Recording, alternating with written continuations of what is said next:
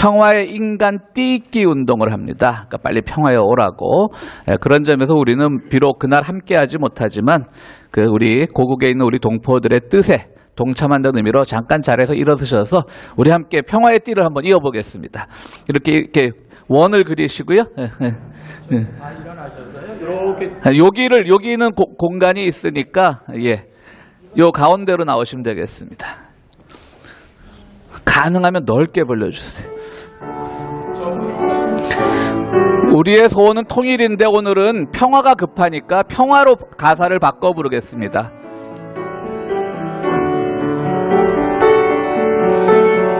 통일로 불러도 되시지만 평화로 하겠습니다.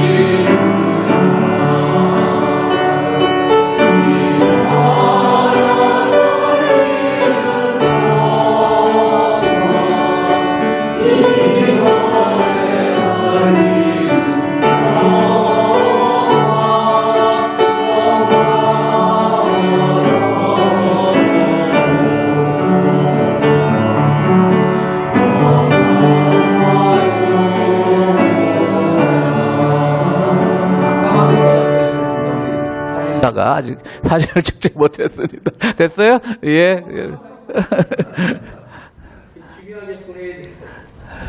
예. 고맙습니다. 우리 함께 박수로 우리 부활과 평화를 축하하겠습니다. 주님 부활하신 날 교회를 찾으신 여러분들을 주님의 이름으로 환영합니다. 오늘은 한국교회협의회에서 부활절 맞이해서 작성한 공동 기도문을 함께 낭독함으로써 예배를 시작하겠습니다. 여러분들 가지고 계신 주보에 인쇄되어 있습니다. 스크린을 참조하셔도 되고요. 함께 기도를 드리시겠습니다. 부활의 주님, 절망과 고난의 십자가를 넘어 부활의 새벽을 맞아 이제 더 이상 죽음에 매여 있지 않고 생명의 새 시대를 열게 하시니 감사합니다. 주님의 부활이 오늘 한반도의 평화의 봄을 경작하는 새 역사로 나타나게 하옵소서. 산마다 들마다 개나리와 진달래가 한껏 어우러지고 맑고 따뜻한 봄바람이 백두에서 한라까지 자유롭게 넘나들듯이 반만년 우리 결의의 마음도 분단과 냉전의 장벽을 넘어 산 따라 강 따라 마음껏 왕래하며 하나됨을 느끼게 하옵소서. 은총의 주님, 작년 우리는 판문점의 기적을 떨리는 가슴으로 지켜보았습니다. 분열의 상징이었던 판문점이 평화와 통일, 번영의 시작점이 되었습니다. 70년 넘게 우리를 짓눌러왔던 분단의 장벽이 무너져 내렸고 우리는 새로운 화합과 상생의 시대로 힘차게 출발하였습니다. 평화를 향한 돌이킬 수 없는 이 길을 남과 북이 손잡고 나아갈 때 어떤 장애물이 있어도 기필코 극복할 수 있는 힘을 주옵소서. 평화의 주님, 70년이 넘도록 전쟁의 고통을 끝내지 못하고 있는 한반도에 종전선언과 평화조약 그리고 비핵화를 허락하시어 평화체제를 만들어가게 하옵소서. 분단과 전쟁, 냉전과 제재로 이어지는 적대와 반목을 끝내고 한반도의 평화의 빛이 동북아시아를 넘어 전 세계로 퍼져나가게 하옵소서. 남과 북, 해외의 모든 그리스도인들과 주민들이 한반도의 평화를 위해 힘써 일하도록 지혜와 능력을 더하여 주시옵소서. 희망의 주님, 부산에서 출발한 열차가 서울을 지나 군사분계선을 넘어 평양을 거치고 신의주를 통과하여 저 유라시아까지 달려가는 희망의 한반도를 꿈꾸어 봅니다. 새로운 시간의 분수령에 서서 민족의 역사적 전환점에서 퇴보하지 않게 저희를 이끌어 주옵소서. 100년 전 이 땅에서 일제에 항거하여 온 결혜가 하나로 일어섰듯이 2019년 남과 북 우리 결혜가 믿음과 평화의 손을 잡고 다시 일어서서게 하옵소서. 부활하게 하옵소서. 끊어진 것을 다시 잇고 죽은 것을 살리시는 부활의 주 예수 그리스도 이름으로 기도합니다. 아멘. 마가복음 16장 1절부터 8절까지입니다. 안식일이 지났을 때에 막달라 마리아와 야고보의 어머니 마리아와 살로메는 가서 예수께 발라드리려고 향료를 샀다. 그래서 이레의 첫날 새벽 해가 막 돋은 때에 무덤으로 갔다. 그들은 누가 우리를 위하여 그들을 무덤 어귀에서 굴려내 주겠는가 하고 서로 말하였다. 그런데 눈을 들어서 보니 그 돌덩이는 이미 굴려져 있었다. 그 돌은 엄청나게 컸다. 그 여자들은 무덤 안으로 들어가서 웬 젊은 남자가 흰옷을 입고 오른쪽에 앉아있는 것을 보고 몹시 놀랐다. 그가 여자에게 말하였다. 놀라지 마시오. 그대들은 십자가에 못 박힌 나사렛 사람 예수를 찾고 있지만 그는 살아나셨소. 그는 여기에 계시지 않소. 보시오. 그를 안장했던 곳이오. 그러니 그대들은 가서 그의 제자들과 베드로에게 말하기를 그는 그들보다 먼저 갈릴리로 가실 것이니 그가 그들에게 말씀하신 대로 그들은 거기에서 그를 볼 것이라고 하시오. 그들은 뛰쳐나와서 무덤에서 도망하였다. 그들은 벌벌 떨며 넋을 잃었던 것이다. 그들은 무서워서 아무에게도 아무 말도 못하였다. 아멘.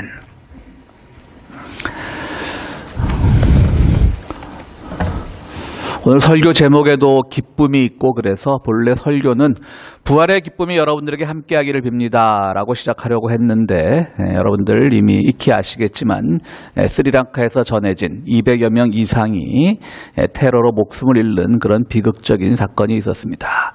그 시간, 그곳 시간으로 부활절 아침이었고요. 예배를 드리던 천주교 성당과 개신교회 몇 곳이 테러로 200명 이상이 목숨을 잃었습니다. 기독교를 향한 어떠한 테러도 우리가 배격해야 되겠지만 또 기독교 이름으로 저지르는 어떠한 테러도 동시에 우리는 배격해야 할 것입니다. 우리 스리랑카에서 일어난 무고한 생명의 희생을 두고 잠시 기도하는 시간 갖도록 하겠습니다. 묵상으로 기도하시겠습니다.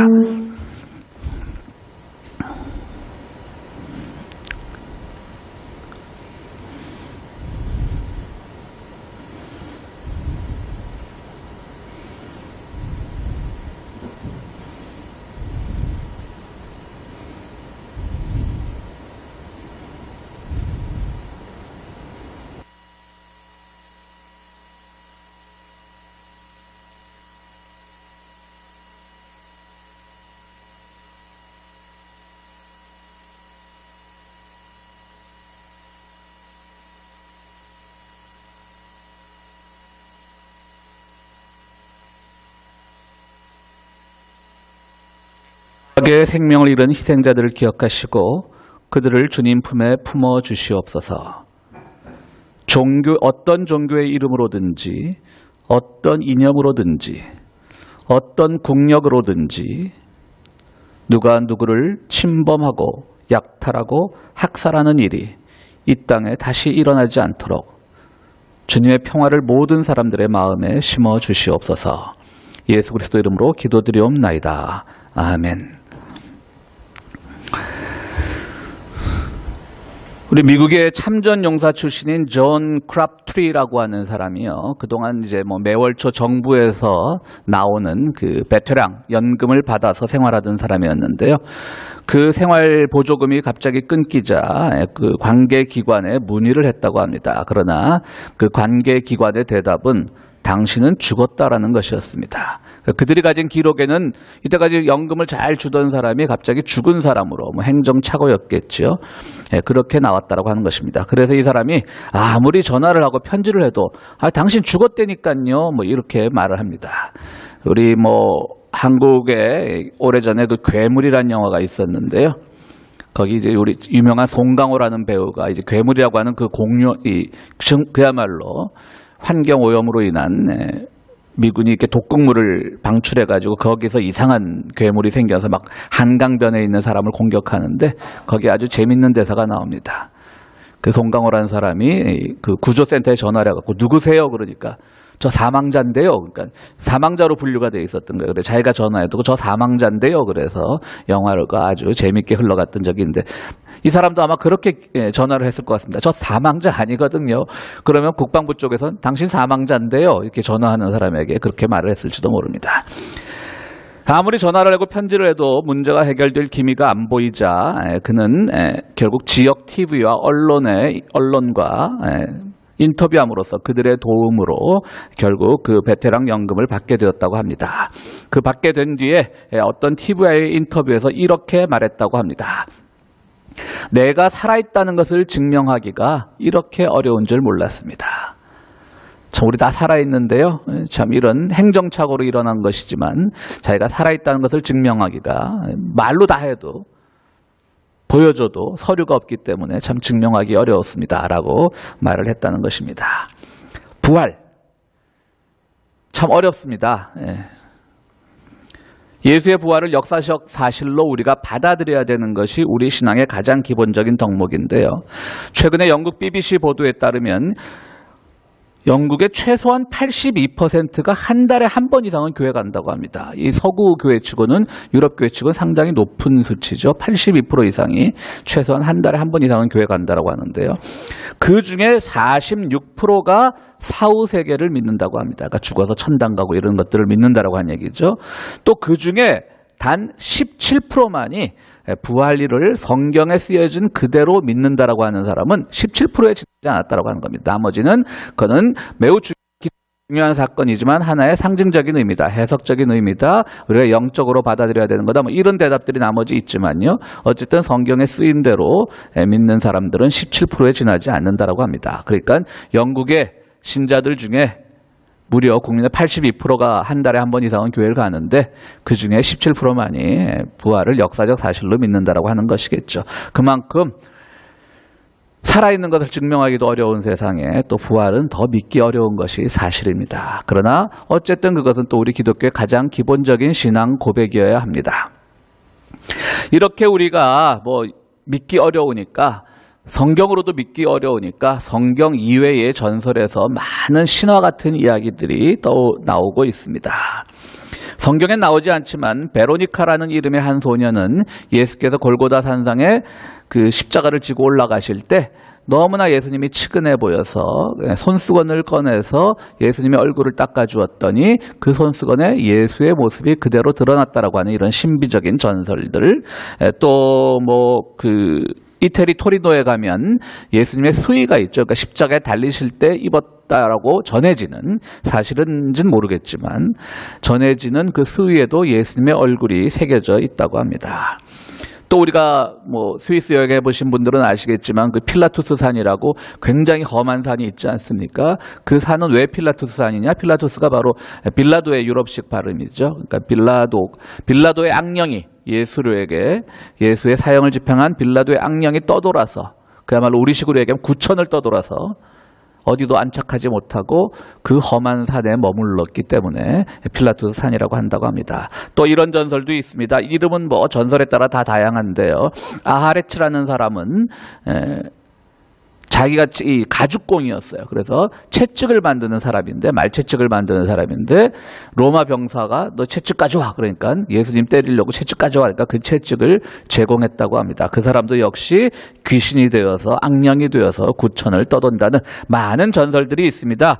어쨌든 예수님의 십자가형과 부활에 대해서는 전설이 또 있고 성경 말씀에도 있지만 그러한 것들이 오늘날 과학적 세계관에 익숙한 현대인들에게는 받아들여지기 어려운 것이 사실입니다. 그러나 어쨌든 우리는 기독교인으로 이 부활절 아침에 예수의 부활은 전설도 아니고 신화도 아니고 우리 마음의 진리요 사실로 고백되기를 바랍니다. 오늘 말씀은 바로 안식일이 지나 예수님의 예수님이 묻히신 그 무덤으로 향한 세 여인의 이야기입니다. 세 여인은 이제 예수님이 죽은 지 한 이틀여가 지났으니까 3일째 아침이니까 시신이 이제 썩기 시작하겠다라는 생각으로 향료를 발라드리려고 무덤에 갔습니다. 그러나 그들은 무덤으로 향하면서도 많은 걱정이 있었습니다. 그 앞에 거대한 돌덩이가 있었는데 그 돌덩이를 누가 치워줄까라는 걱정이 앞섰던 것이죠. 남성들이 달라붙어도 못 치울 만한 거대한 돌덩이였는데 여성들의 힘으로 어떻게 치울 수 있을까? 그러나 그들의 마음은 오직 예수의 시신을 더 이상 부패하지 않게 잘 보관하는 데 큰 사명을 가지고 갔던 것입니다. 그런데 놀랍게도 그 돌멩이는, 무덤을 가로막고 있던 돌멩이는 치워져 있었습니다. 그리고 안에 들어갔더니 한 천사가 있으면서 놀라지 마라. 그는 부활하셨고 여기 계시지 않다. 그리고 그를 뵈려면 갈릴리로 가라고 했던 것이 오늘 본문의 내용입니다. 우리는 부활절에 이 본문은 누누이 들어서 알고 있습니다. 저는 오늘 이 부활절 설교를 준비하면서 말씀드렸듯이 부활주일이 아침 되면 복음서에 나온 여러 가지 부활의 기사들을 가지고 설교를 하는데요. 오늘은 돌멩이에 대해서 한번 생각을 해보게 되었습니다. 과연 이 무덤을 막고 있던 돌멩이란 무엇일까? 첫 번째로 돌멩이는 죽음이 가져온 절망 상태를 의미합니다. 한쪽은 삶의 공간이고 무덤 안은 거대한 돌멩이로 막혀있는 공간입니다. 어쨌든 누가 치워주지 않는 이상 그 안으로는 함부로 들어갈 수가 없습니다. 함부로 들어갈 수도 없을 뿐더러 들어가기가 불가능한 곳이죠. 그렇기 때문에 그 돌멩이라고 하는 것은 삶과 죽음을 가르는 어떤 절망인 것입니다.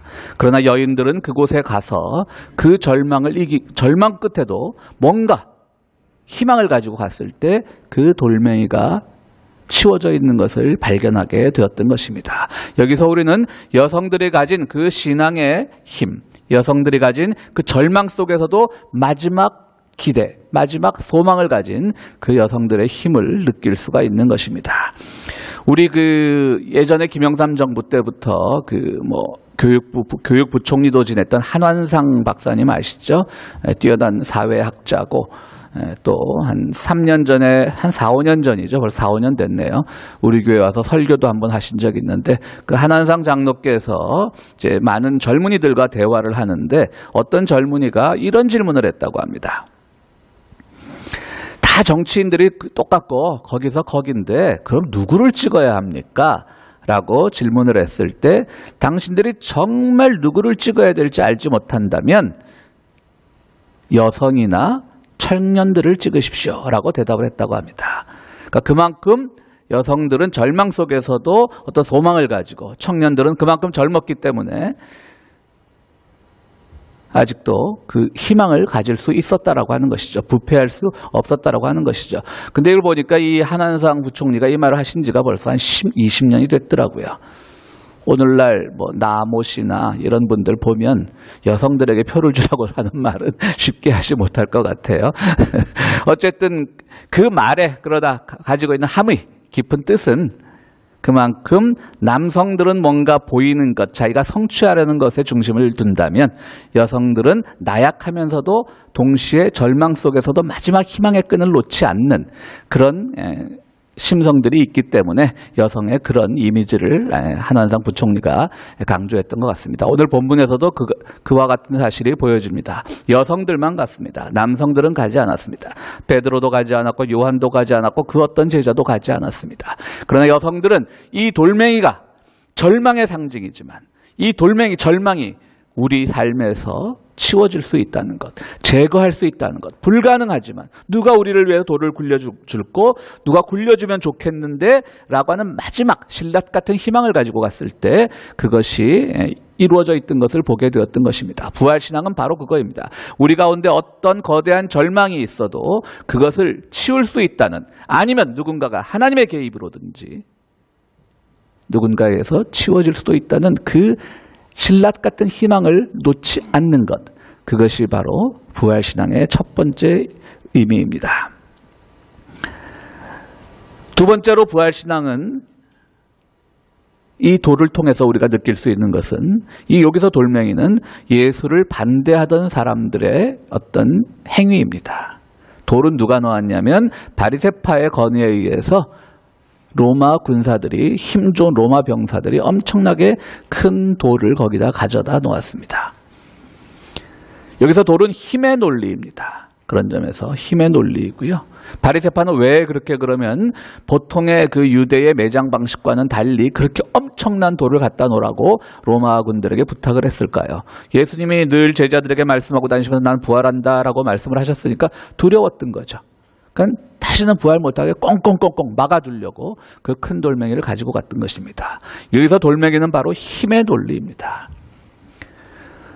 돌멩이가 치워졌다라고 하는 것은 힘의 논리가 치워졌다라고 하는 것입니다. 오늘날 세상은 발전지향적이고 성공지향적이고 물질은 많을수록 좋고 권력은 클수록 좋고 이렇기 때문에 많은 사람들이 힘을 지향하지만 사실 세상의 평화는 그 힘에 의해서 깨지는 것이고 세상의 모든 분열은 힘에 의해서 생겨나는 것입니다. 힘의 논리를 극복할 때 우리는 정말 부활신앙의 귀한 고백자가 될 수 있습니다.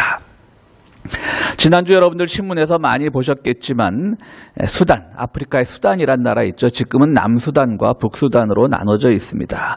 본래 이 남수단과 북수단은 1983년 시작된 내전으로 무려 190만 명이 전쟁이나 기아로 죽었다고 합니다.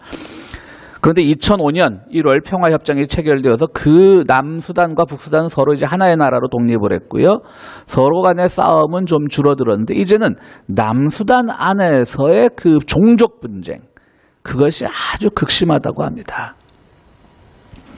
가톨릭의 이태석 신부라고 그 남수단 지역에서 오랫동안 선교 활동하다가 젊은 나이에 암으로 목숨을 잃은 분들 다큐멘터리도 많이 제작되었고 여러분들 기억하실 줄로 압니다. 그분이 활동하던 지역이 남수단이었고요.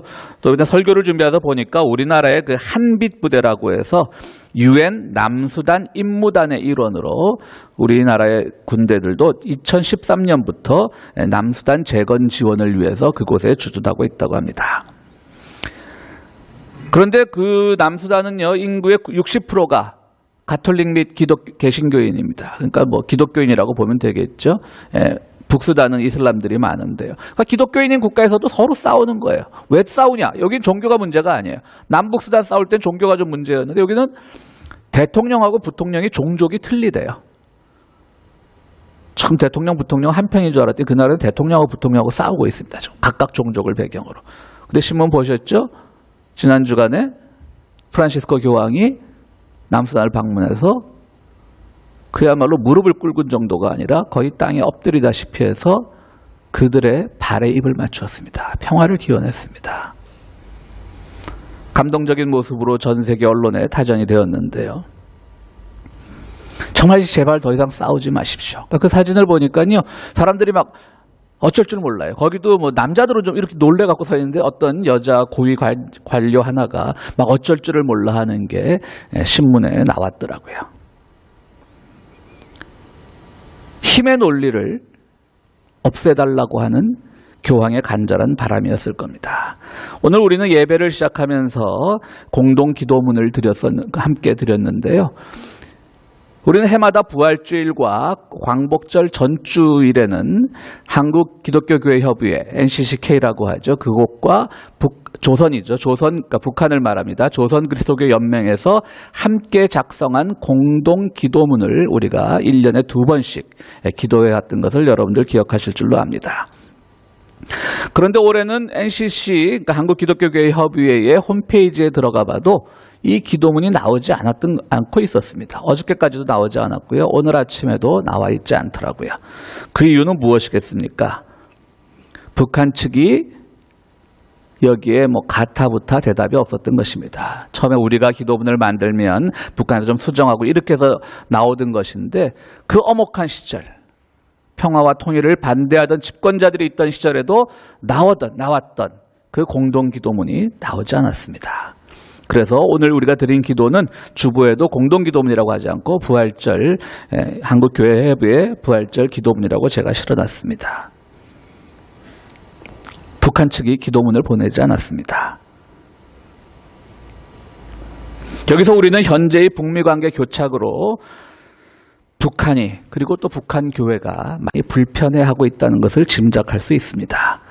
그러면 우리는 어떻게 대응해야 될까요? 야, 우리도 뭐 자존심이 있지 뭐 안 보내면 말어 라고 하면서 북한 교회와 적대적인 관계를 유지해야 될까요? 그들의 교회와 관계를 끊어야 될까요? 그게 기독교인의 도리입니까? 우리는 매달려야 합니다. 이것이 지는 겁니까? 지는 거 맞습니다. 예수의 죽음이라는 패배를 통해서 부활이라는 승리가 왔듯이 우리가 좀 져줌으로써 한반도의 평화가라는 승리가 온다면 더 져줘도 됩니다. 지금 우리 고국에서 평화를 반대하는 사람들이 말하는 논리가 뭡니까? 왜 북한에 끌려다닌다, 뭐 북한이 하자는 대로 한다, 북한의 눈치만 본다, 뭐 자국의 대통령을 향해서 뭐 북한의 대변인이다. 그렇게 해야 되는 겁니다. 왜?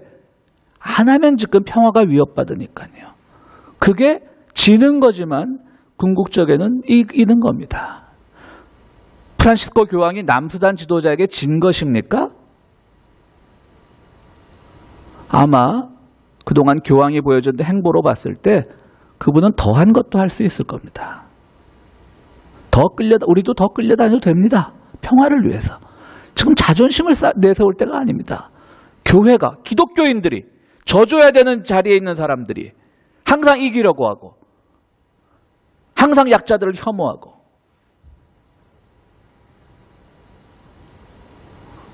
어제 또 한국의 어떤 뉴스를 보니까 어떤 목사라는 사람이 박근혜 석방을 외치면서 대구에서 완전 나체가 되어서 시위를 하더라고요. 왜 또 나체를 한지는 모르겠습니다.